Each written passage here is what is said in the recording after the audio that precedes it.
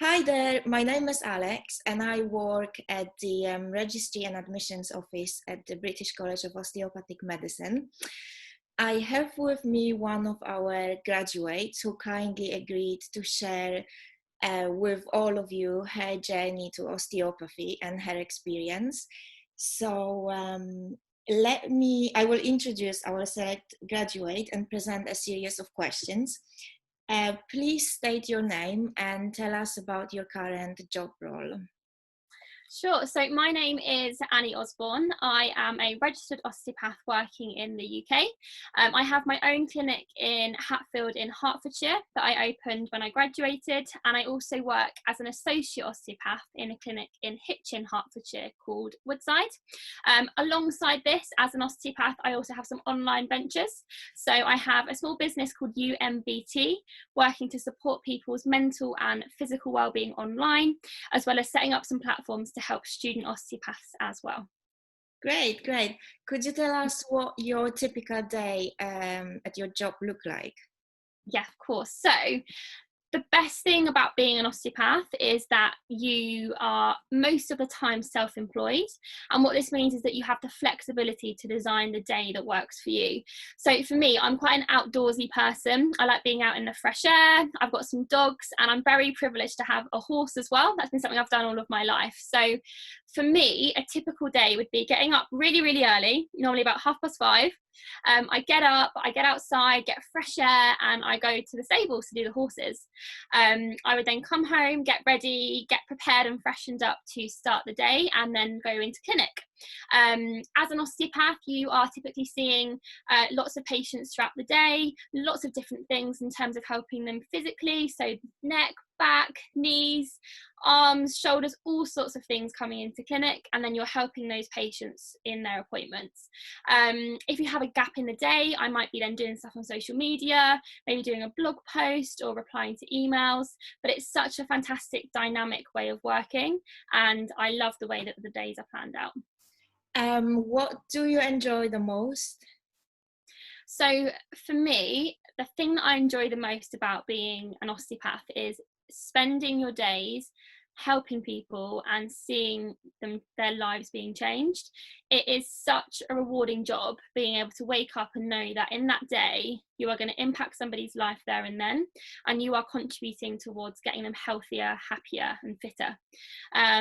So that for me is a huge part of the role in terms of it being incredibly rewarding and being able to give back to people, because seeing them from when they first come in to having their osteopathic treatment and progressing, that process is just fantastic to see and witness that as the professional.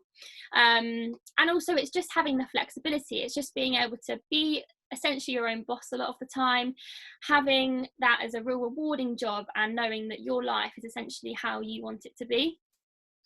Great. What qualifications and experience did you need for your current job? Sure. So for me, I went straight into osteopathy at BCOM from sixth form. So obviously did my school studies, did my GCSEs, I then did some A-level studies. And for me, I've always been interested in the human body and how it all works. So I did quite sciencey A-levels. I then applied straight for BCOM. Got into BCOM from my A-levels, but I know that's not the only way you can get in. There's lots of different pathways. And then once I started in BCOM, I then did my 4-year degree to become an osteopath. And then that takes you straight into working from day one. As soon as you've passed everything, you're free to go and work and start your career. So yeah, that was the steps that I was required really to become an osteopath. What are the 3 most important skills and qualities employers look for and why? What do you think? Sure. So it's the interview process and kind of applying for jobs is a really challenging process. So I think if you can really nail these 3 things, that is key. So for me, one of the main things, and it's easy to say this, but I think it is very important, is being confident. When you arrive for that interview or you're going to see an employer, come across confident in your skin. It's quite a difficult thing because you can't really fake it, but approaching that with a really positive mindset and giving across that good energy is going to really set you in a good stance and come across in a positive way. The second thing I think is quite important is the value of being trustworthy. So I think it's important to look at it from the other person's perspective. When they are meeting you, do you come across as someone that they can trust with their business or trust to be part of their organisation, and that they can instill that in you and become a real good active member of the team? So first, confidence, I think, is important. Second, trust. And thirdly, having a positive, open mind. I think people often look for people that are willing to be dynamic, that are willing to adapt to different situations and be open to learning and growing. So that would be my third tip that I think is quite important for looking at interviews and going forward with employers as well. What barriers or challenges have you had to overcome in your career, and how did you go about that? Sure. So no matter what, whatever career you're in, especially if you are essentially working for yourself, there are always challenges that come your way. And I think, again, the way that I navigate these challenges is knowing that nothing is ever there forever. There is always a way through, and any challenge that you come across is there to help you grow. And when you make it through that, you have learned a real lesson. So one of the things in any industry, especially in the field of manual therapy as osteopaths, is there are a lot of different opinions, a lot of different approaches, and a lot of different people doing it in different ways, which is part of what makes the profession so incredible, is that there's lots of different ways to do things. But what that does then bring is sometimes there can be a bit of a conflict perhaps with different people in the way that you approach it. So the way that I deal with this is just being very integral, very confident and bold with the way that I like to approach things, and making sure that maybe if you have different discussions with people who might question the way that you maybe approach things, knowing that you are integral with the way that you do things, and that is who you are. The other challenge that definitely comes with sort of running your own clinic or being your own boss and being an osteopath is finding that balance between work and life, especially for someone like me who is hugely passionate about what I do. You can often find yourself always kind of doing bits and pieces here and there and wanting to fit people in and wanting to do different stuff online. So it's really finding that balance between work and life, because ultimately whatever career you choose to do, you are going to be working that for a long period of time. And if you're not enjoying what you do and haven't got that balance, then, you know, what's the point? It's important to restore that and have that. So for me, it's been a real key thing to actually block out times in my week where I'm like, right, that is me time. That is when I'm going to switch off and relax as well. So yeah, trying to find a balance, I think, is a real challenge and something that's really important. Why do you think volunteering is important, and what skills can be gained from that? Sure. So volunteering is something that I have taken an active sort of role in and taken up a lot even before sort of being an osteopath. So back sort of thinking years back, I volunteered for Riding for the Disabled, and what volunteering enables you to do is have doors open to different industries, different ways of life and different opportunities that you wouldn't necessarily have.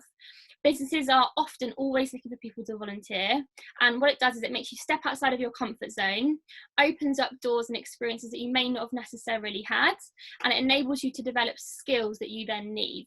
So for me, I don't think I'd have the confidence that I have today if I hadn't taken those things and taken that step to volunteer. The other important thing for me is, even if you're, say, in a school or you're in an environment, you don't necessarily have to go into different businesses. You can volunteer within your school and actually give back. But for me, it's about taking those opportunities, learning from them. It's okay if you make mistakes, because you're there to learn and evolve and grow. And just stepping outside your comfort zone, really, and letting yourself learn and be enriched with knowledge and experience. There's a lot of young people, 17, 18 years old. They are just about to make a decision, or they are doing their test exams. They don't really know yet what they would like to do. They are not sure. What's your best piece of advice you could give to young people thinking about their future? Sure. So for me, I would sit down and take the time to really reflect on what you're passionate about, what makes you happy, and what you want to get out of your role. No matter who we are, we all have different passions and hobbies or things that we enjoy to do, and it's thinking about how can you then turn that into something you can enjoy. So firstly, it'd be kind of reflecting, taking the time to really think about it. Secondly, and a really key one here, is if you're not quite sure what you want to do, put yourself out there and volunteer in different sectors and different roles and see how they feel. We never really know until we actually immerse ourselves in that environment to actually see if it would suit us. So as long as you've got a search engine and you can search online, you can then get contacts with people and just give them a call, say, look, I'm interested in this career, could I possibly come and sort of shadow or observe or volunteer, and then get real hands-on experience doing that thing. But the main message when you're thinking about any career is it has to be something that you are passionate about and that you enjoy.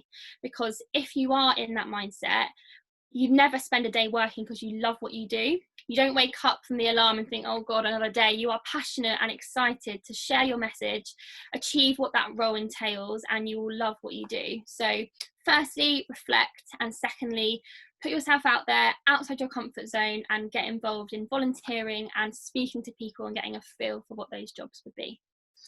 Thank you so much, Annie. Thank you for your time. My pleasure. We wish you all the best. Thank you so much.